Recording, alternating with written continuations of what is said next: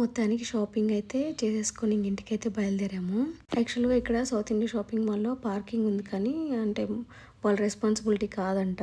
అక్కడ నోటీసులన్నీ అంటించున్నారు. మేము 5:30కి వెళ్ళినోళ్ళం 8:30కి అయితే బయటకొచ్చాము.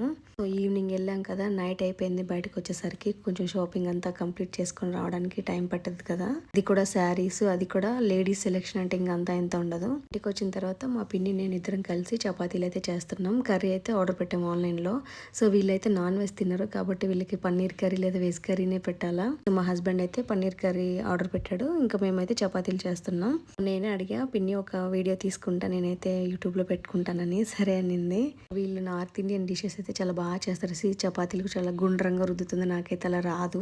మా పిన్ని వంటలు అయితే చాలా బాగా చేస్తుంది. సో తను రుద్ది ఇస్తుంది, నేనైతే కాల్స్తున్నా. నేనేమనుకున్నానంటే వీళ్ళు షాపింగ్కి వెళ్ళి వచ్చేసరికి అంటే మా హస్బెండ్ తీసుకుని వీళ్ళని షాపింగ్కి వెళ్ళి షాపింగ్ చేయించుకుని వచ్చే లోపల నేనైతే ఫుడ్ అయితే రెడీ చేద్దాం అనుకున్నా. కానీ మా పిన్ని ఏంటంటే నువ్వు కూడా రా, ఇంకా పిల్లలు నేను పట్టుకుంటా కదా అనింది. అందుకని చెప్పి ఇంక అందరం వెళ్ళాము.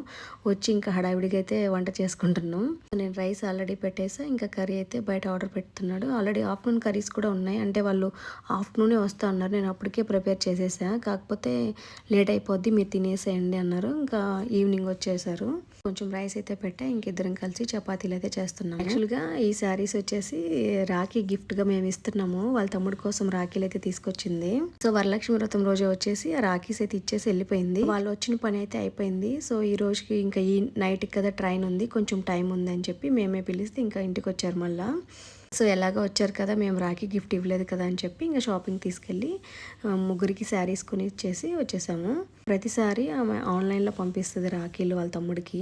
ఈసారి ఇంటికి వచ్చి మరి ఇచ్చింది కదా, సో ఏదన్నా ఇవ్వాలి కదా అని చెప్పి శారీస్ అయితే పాపం చాలా శారీస్ చూసాం. కానీ లాస్ట్గా అంటే మేము అయితే ఒకటైతే చూసాము, దాని బిల్డింగ్ అయితే వేయించేసుకున్నాం. మిగతా 2 శారీస్ అయితే మేము సెలెక్ట్ చేయడము అవి ఉండకపోవడం, ఇంకా ఫైనల్గా ఏదో ర్యాండమ్గా 2 తీసేసుకొని వచ్చేసారు ముగ్గురికి అయితే.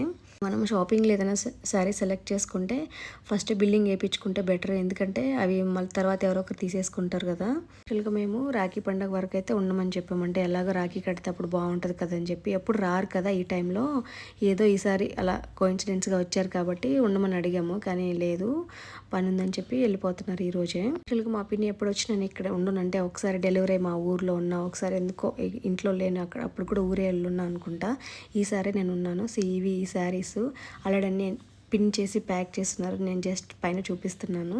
సో ఇంకా మేము అందరం అయితే డిన్నర్ చేసేసాము. ఇంకా వాళ్ళని సాగనంపడానికి అయితే బయటకు వచ్చాము.